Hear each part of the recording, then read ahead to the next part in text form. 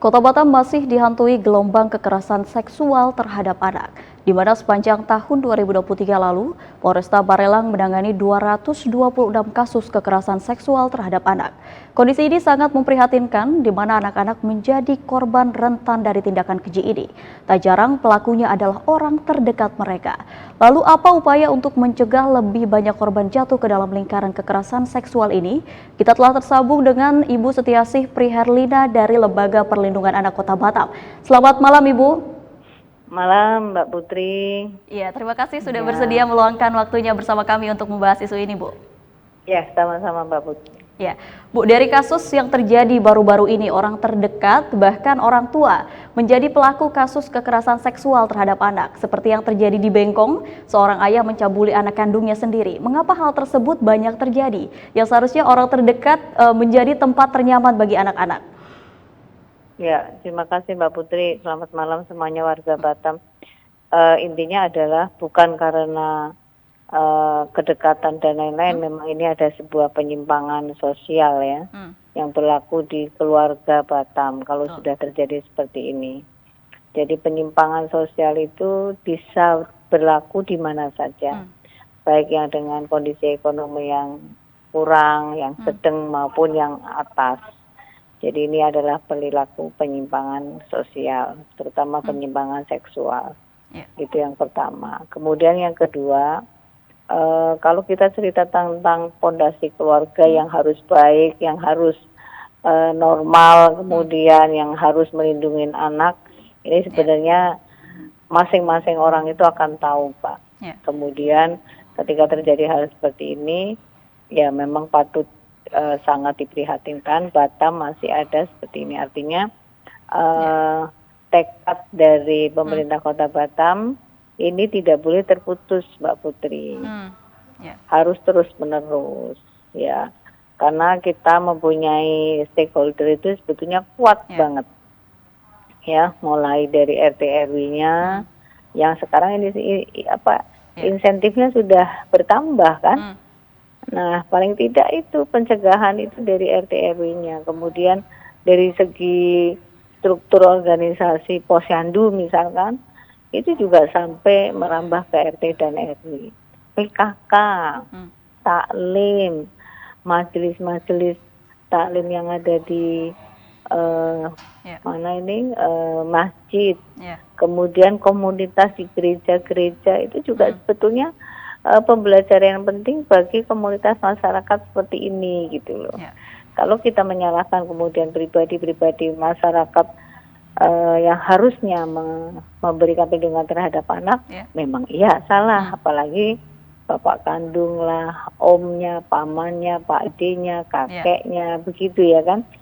Nah ini luar biasa, artinya apapun yang dilakukan barangkali jangan sampai terputus, tetapi terus menerus tanpa lelah, dikomandoi oleh Dinas Pemberdayaan Perempuan, misalnya seperti itu, dikomandoi oleh tingkat kecamatan yang memang di situ juga ada poksinya, dikomandoi oleh tingkat kelurahan, kemudian stakeholder, para pelindung anak, pemerhati anak dan lain-lain. Demikian Mbak Putri. Ya, baik Ibu. Berdasarkan data dari Polresta Barelang sendiri, Bu, kasus kekerasan seksual terhadap anak di Kota Batam tahun 2023 lalu yang mereka tangani sebanyak 226 kasus, Bu. Kalau data dari Lembaga Perlindungan Anak seperti apa, Bu? Ya, kalau kami di tahun 2023 itu masih juga menyisakan, sampai sekarang juga ada yang belum selesai, belum kelar.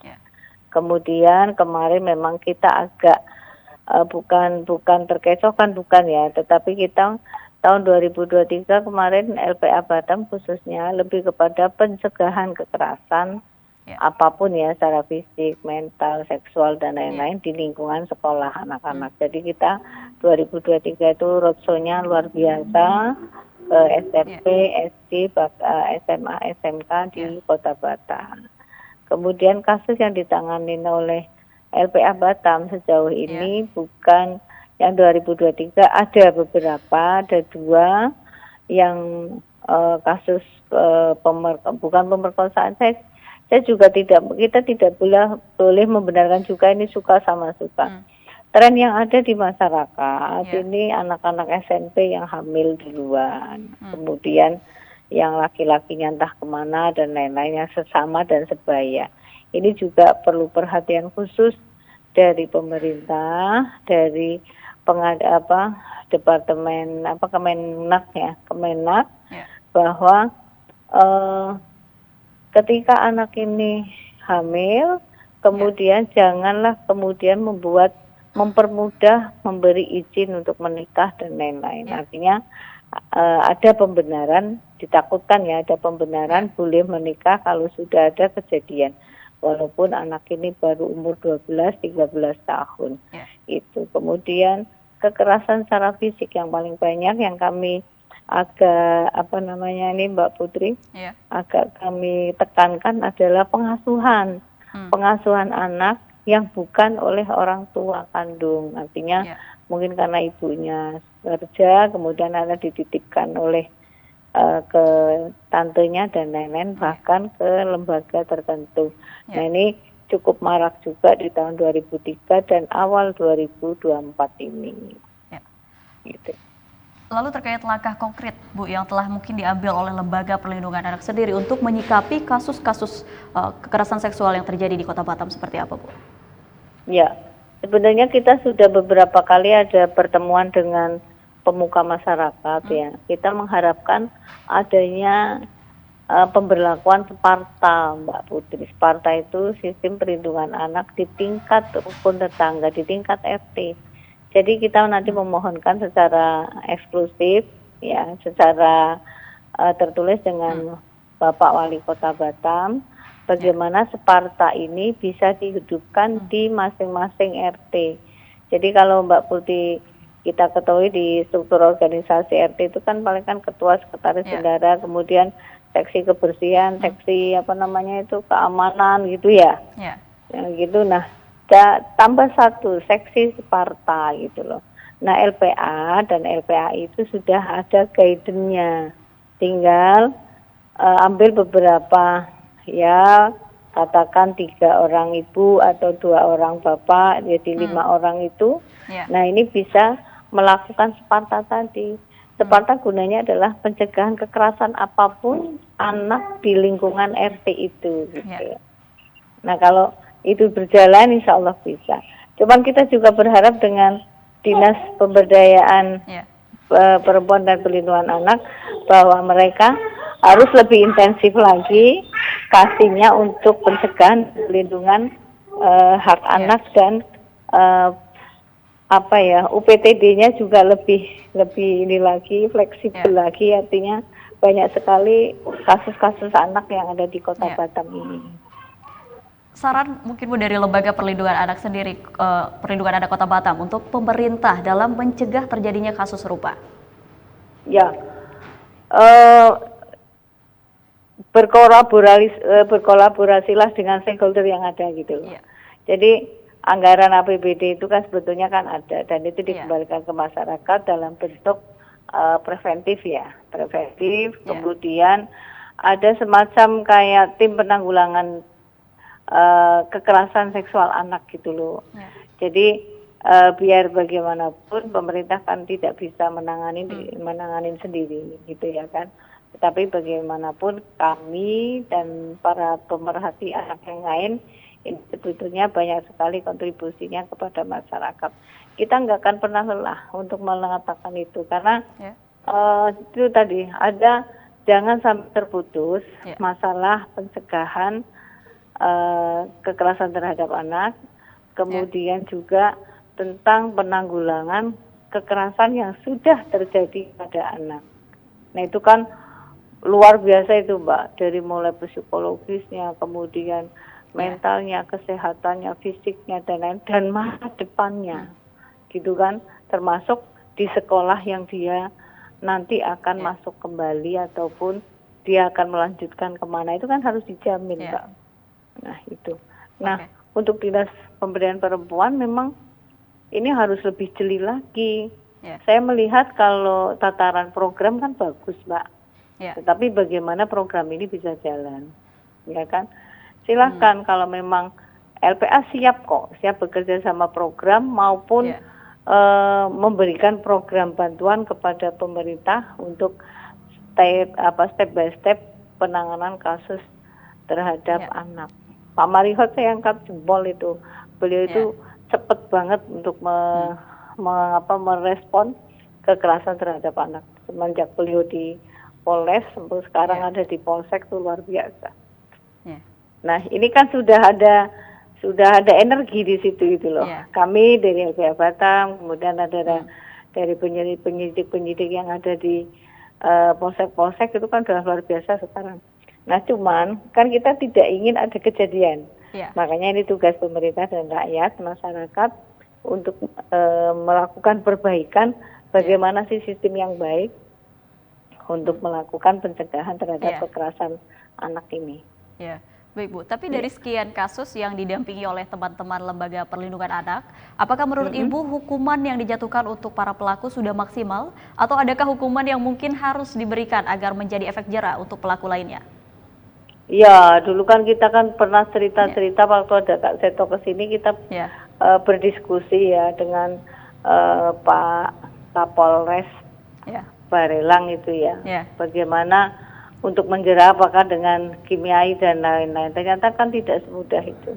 Karena melibatkan berbagai macam unsur ketika penjeraan terhadap perlakuan hukuman secara kimiawi gitu ya.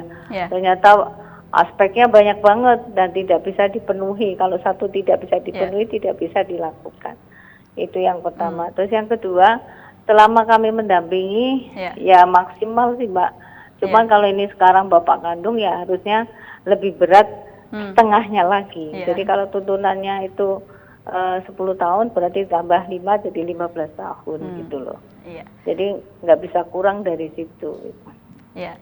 Baik Bu, jadi dari berbagai kasus yang terjadi akhir-akhir ini terkait kekerasan seksual terhadap anak, Bu, apakah Batam masih bisa dikatakan kota ramah anak? Mbak, kota ramah anak ini kan banyak sekali ya. Itemnya itu banyak sekali dan itu saya pikir tidak sempurna untuk keseluruhan. Saya bolak-balik berkata bahwa yang ramah anak itu mohon untuk dikelirkan satu persatu. Misalkan dari sekolah dulu, sekolah ramah anak itu seperti apa? Kita tidak cerita tentang kota yang ramah anak, gitu ya. Satu saja masalah sekolah yang ramah anak itu seperti apa? Diterapkan di situ, mulai dari cara belajarnya, kemudian cara sapanya, kemudian cara bermainnya, ruang bermain, kantin, kebersihan dan lain-lain. Ini kan dari segi pendidikan aja udah luar biasa banyak item.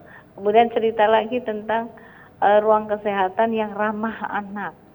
Nah itu kan nanti kan akhirnya kan dari situ kan bisa dirangkai. Tapi kalau hanya sekedar maaf ini pemenuhan item saja, kekerasan seksual anak kosong misalkan atau hanya beberapa yang ini, kemudian penanganannya seperti ini, itu saya pikir tidak semudah itu. Jadi lebih baik bagaimana anak di sekolah itu ramah anak seperti apa, di dinas di sektor pendidikan sudah ya, di sektor kesehatan ramah anak itu seperti apa, itu yang harusnya sebenarnya yang kemudian ada ruang publik untuk anak, ya kan? Batam belum ada ruang publik untuk anak, tidak semua bisa. Kalau lah ada juga berbayar, misalnya kayak Taman Rusa kita masuk kan juga berbayar ya kan. Yang ada mungkin Engku Putri, tetapi kan Batam seluas ini barangkali tidak hanya terfokus di Engku Putri, memang sudah ada lain-lainnya. Nah ini taman bermain, kemudian pelaksanaan dari anggaran itu sendiri, itu ya, anggaran itu sendiri untuk melakukan secara kontinuitas itu. Jadi bukan karena ada visitasi dari kementerian kemudian kita gagap semua harus baik, semua harus ini, itu tidak. Tetapi ini butuh komitmen yang luar biasa. Dan nun sewu ya Mbak Putri, karena perlindungan anak, kemudian segi sosial, sosial masyarakat, kemudian ini kan membutuhkan investasi yang besar dan tidak kasat mata hasilnya Ya. langsung hari ini jadi. Nah, Ya. ini yang harus dipahami, memang kewajiban dan kewenangan pemerintah Kota Batam itu kan jelas. Ya. Ya, yang berkaitan langsung dengan kebutuhan masyarakat. Ya. Ada rasa aman, ada rasa Ya. melindungi, ada pemenuhan hak anak. Coba pemenuhan hak anak itu macam-macam, Mbak. Tumbuh kembangnya bagaimana? Kemudian Baik. makannya, Ya. gizinya, dan itu juga pemenuhan hak anak sebenarnya yang harus dilakukan oleh pemerintah Kota Batam. Iya. Baik, Ibu Setiasih Priharlina, terima kasih atas waktunya. Iya, terima kasih Mbak Putri, terima kasih Batam TV. Ya. Mudah-mudahan jaya selalu dan selalu juga ya mengedepankan media yang ramah anak.